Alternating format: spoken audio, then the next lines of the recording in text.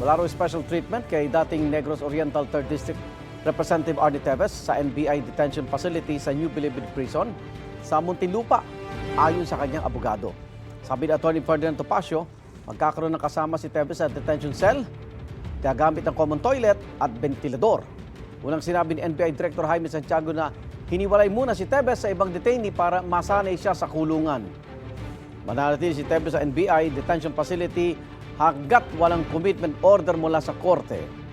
Si Teves ay akusado sa mga kasong pagpatay sa Negros Oriental, kabilang ang pagiging mastermind umano sa pamamaril kay nooy Negros Oriental Governor Roel Digamo at siyam na iba pa noong March 4, 2023. Dati na itinanggi ni Teves ang mga akusasyon.